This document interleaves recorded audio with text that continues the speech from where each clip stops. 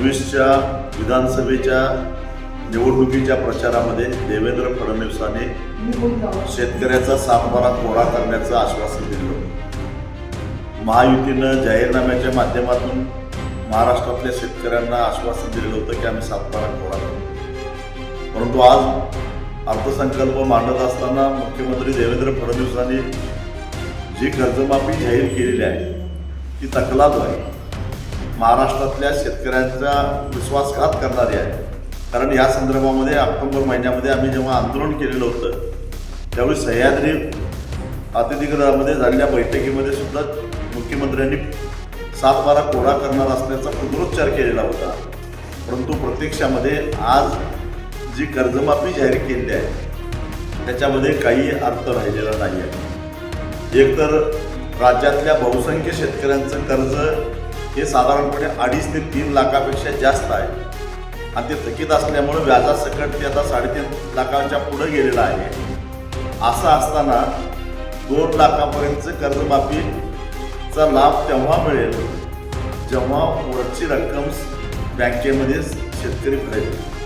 परंतु यावर्षी झालेल्या ऑक्टोबर महिन्यातल्या अतिवृष्टीमुळं आणि एकूणच शेतीमालाचे भाव पडल्यामुळं सगळ्याच पिकांची लागवड करणाऱ्या शेतकरी हा पूर्ण अडचणीत आलेला आहे. वरचे पैसेच त्याला भरायला शिल्लक नाही आहे.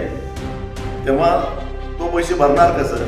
वरची रक्कम न भरल्यामुळं कुणी यांच्यामध्ये पात्र होणार नाही. 15 ते 17% शेतकऱ्यांना काही अंशी याच्या दिलासा मिळू शकेल.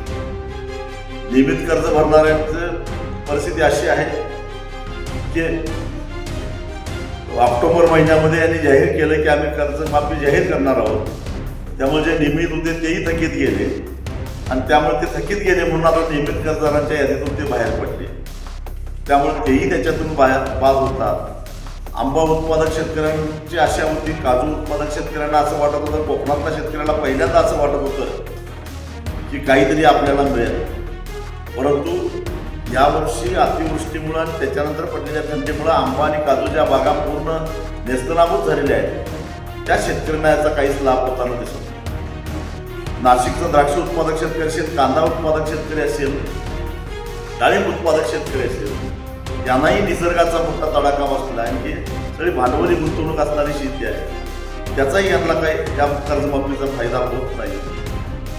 ऑक्टोबर आणि नोव्हेंबर महिन्यामध्ये जी काय प्रचंड अतिवृष्टी झाली होती त्याच्यामध्ये कापूस, सोयाबीन आणि सगळ्याच पिकांचं मोठ्या प्रमाणामध्ये नुकसान झालेलं होतं आणि त्या नुकसान झालेल्या शेतकऱ्यांना नुकसान भरपाई देत असताना कर्जमाफीचा लाभ मिळेल असं गाजर दाखवलं गेलं आणि कर्जमाफीचाही लाभ नाही अशी अत्यंत निराशाजनक अशा प्रकारची ही सगळी घोषणा आहे.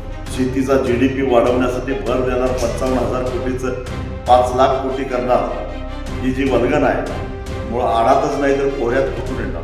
त्यासाठी भांडवली गुंतवणूक करावी लागते आणि ती गरज असताना शेतकरी शेतीमध्ये भांडवली गुंतवणूक करण्यासाठी सक्षम असावा लागतो. ती सक्षमता शेतकऱ्यांच्यामध्ये नसेल तर ह्या केवळ वल्गना आहेत, कमी कल्पना आहेत, यातून काहीही साध्य होणार नाही.